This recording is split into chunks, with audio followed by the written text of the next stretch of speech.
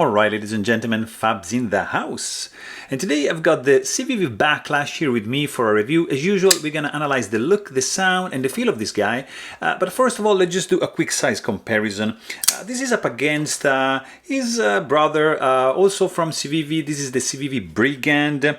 Very comparable in size, just a tad shorter. And here we have the, of course, beautiful 420 Skaha 2 from North Arm Knives. This is up against the Spyderco Para 3, as you can see, pretty big, smaller than the Civivi. Something comparable.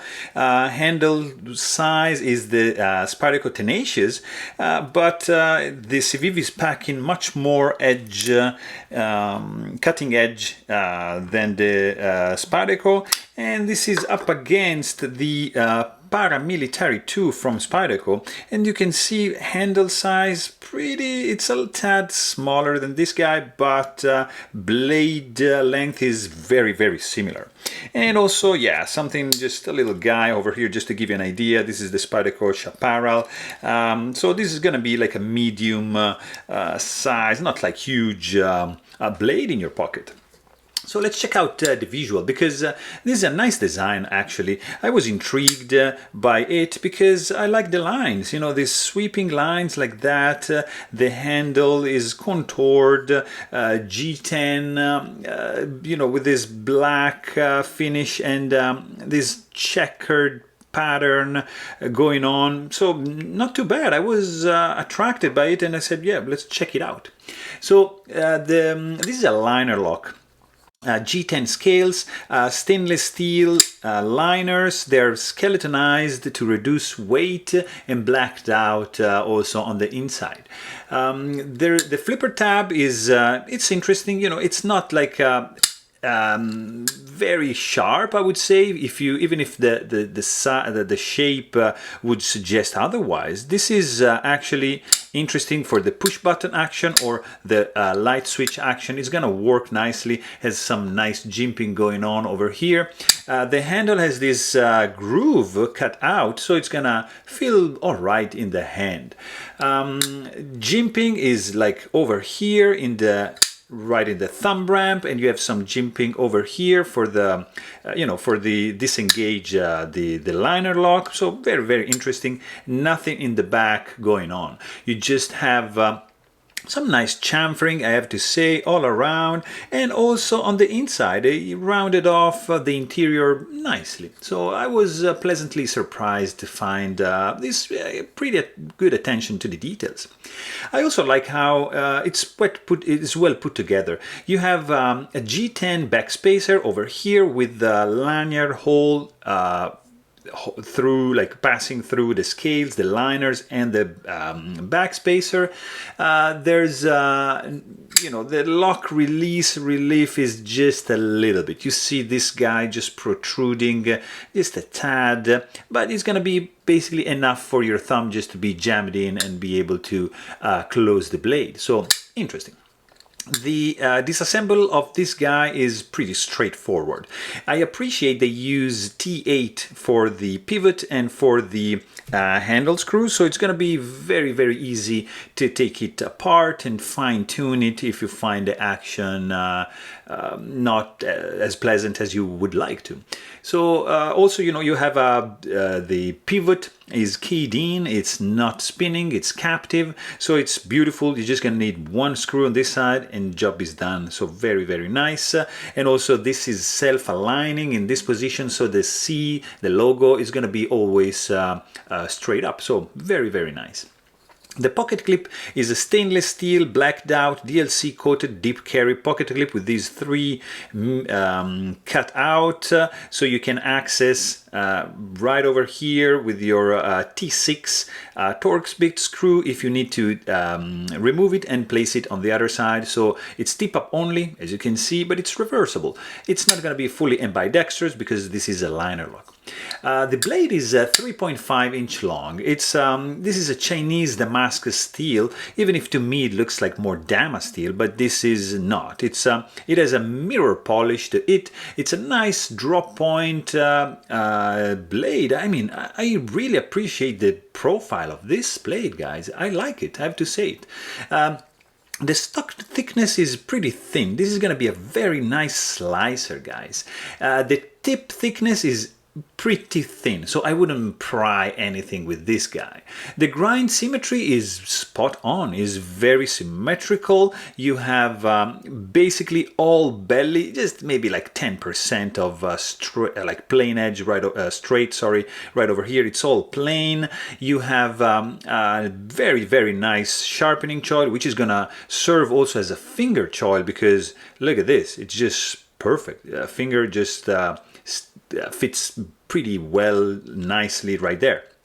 I also appreciate, look at this, the plunge grind is well done, guys, and this is revealing a very thin behind the edge affair going on. It's very well designed. I mean, I was honestly impressed by the design of this blade. The jimping is on a nice thumb ramp. Look at this. It just perfectly fits my thumb. You have a nice swedge going on. It's not like crowned, but the swedge reaches the tip right over here. Old belly. You have, you know, this is very nicely crowned and chamfered, so it's gonna be very, very pleasant if you're gonna choke it up like that. It's gonna be beautiful. Also, something that I truly appreciate is that there's no billboarding on the blade whatsoever to you know, distract or interrupt the cleanliness of the overall design. The sound this guy makes is this. It's not loud, it's not piercing, it's a nice it's a sweet clack when you open it. But it's anonymous. I mean, it's not distinctive, it's not resounding, it's not something you're gonna notice and or recognize immediately. I think it's quite anonymous, but it's not bad. I mean, it's pleasant. It's just not unique. Also, when you close it, yeah, it's okay. It's kind of dampened. It's not loud. It's a nice clink to it. Yeah, so nothing too crazy. The weight of this guy is 3.88 ounces, so it's pretty light, I have to say. When you squeeze the handle, I only find just a tiny hot spot right over here, because you see, like this, it's a nicely designed deep carry pocket clip. It's gonna basically get buried down into your pocket, but this clip ramp is a tad too high for my taste. But beside this guy, there are really no sharp edges going on. You can do quite comfortably reverse clip. I find it a little bit smaller for my hand, because that would be it. And yeah, it just this is nicely designed, but I find it a little bit too small. But nonetheless, you know, when you choke it up, it's gonna be fine.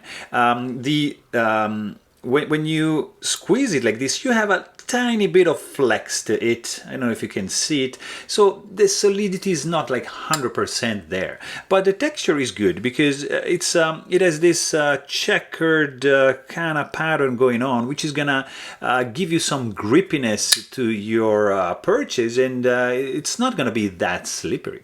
The overall fit and finish is alright, guys. It's typical of Civivi. Of the Civivi lineup. You know, the liners are pretty flush. They're not like you can still feel that there's like some height difference between the scaled and the liners, but it's overall, I mean, it's a $90 knife, so it's not too expensive. So for the price, I think they did a good job. I don't see any gaps or like something like too crazy or too bad going on. Only the clip ramp, I think it's a little bit too high and not 100% well designed, because it creates a little bit of a hot spot when you just squeeze it like that. The clip tension is very nice. It's nice, springy. It's the right amount, I think. And also, like, the action is very, very nice. I mean, it's not the fastest deploying blade, but it's good. I mean, you can push button, you can light switch it, and it's not gonna dig too much into your fingertip, and it's gonna be smooth because this guy is running on bearing. The detent strength is on the light side, I would say. There's not really like a kickback from the blade when you deploy it, and when you shake it, not really anything rattling. Only thing, you know, the easiness of release of the lock bar. It's not the easiest because it's basically almost like parallel to the scale. So you just have to, I mean, it's sticking out a little bit. You have to just jam your thumb a little bit like that, and you're gonna be good to go. There is no detent ball ramp, so you're gonna have this detent bump like here with this sound, so you're gonna feel the hard step. As soon as you disengage the lock bar, you see the blade is gonna fall shut, but there's no guillotine effect. You have just to wiggle it in order for the blade to get closed. I find the blade like a tad favoring the clip side, nothing too crazy, but it's just there. So again, for the price, I think they made a pretty good job. So there you have it. Hope you guys enjoyed this video. Thanks for watching, and stay tuned.